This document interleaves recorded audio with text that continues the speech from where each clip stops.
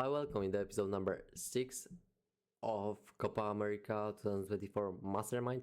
Today's team that will analyze is Venezuela. Their best result in history in Copa America was in 2011. They had the 4th place. As a nation, they are happy from group advancement, or maybe even a bit surprised. And it's also interesting that they never qualified for a World Cup. Their coach is Fernando Batista. He is 53 years old, but only he's a coach for 6 years. 6 years of experience as a coach.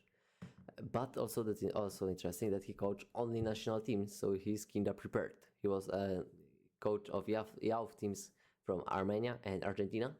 In this last 2 years, he was also an assistant in Venezuela, so he was prepared for his job in Venezuela.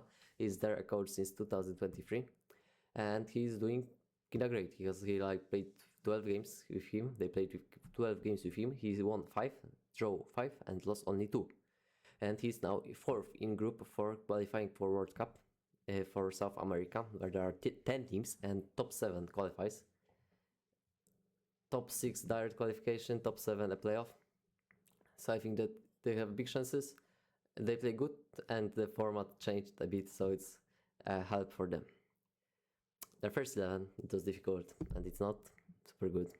But the first problem, they don't have a goalkeeper that plays in Europe. They have 4 goalkeepers that play in South America, so we don't know what they will show. Defense is kinda from Europe, because we have Aramburu from Real Sociedad, Osorio from Parma, Navarro and Gonzalez are not from, I don't play in Europe, but they are pretty good, they play all games. In the middle we have Yangel Herrera, that he plays in Girona, so he will learn others how to play proper football. Caceres plays in Toulouse, so maybe he also knows something good. In offense, we have David Machis, that is well known in Spanish football in these bottom teams of La Liga. And Rondon is also well known, the best striker in history of Venezuela.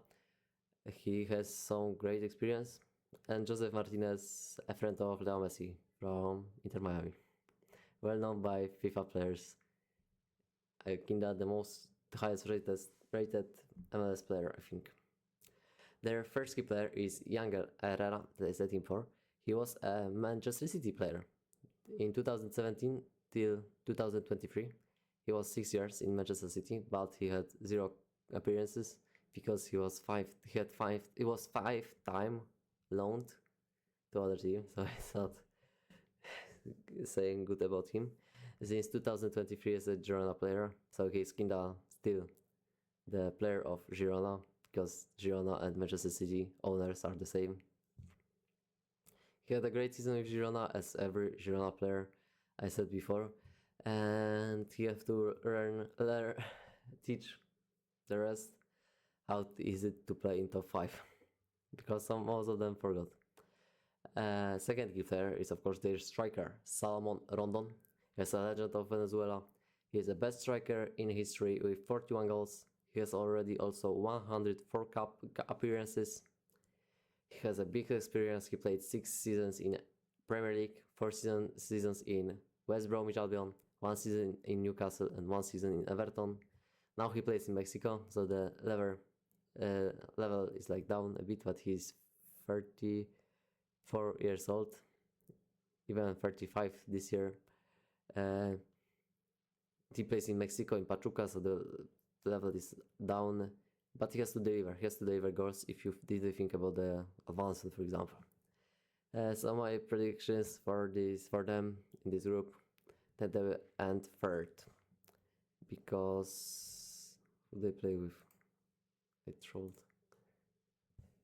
Yeah, because maybe Mexico will be 1st, and Ecuador will fight with Venezuela.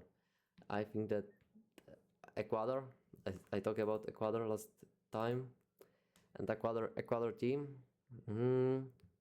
they have similar players. They have some problems at some positions, the same as Venezuela, so it should be an interesting game. The game between Ecuador and Venezuela will decide, but if the team that will win will be 2nd in group behind Mexico, but then they will play with probably with Argentina, so they will be a lose in quarterfinals, so there is no kinda even point in advancing. Thank you for watching.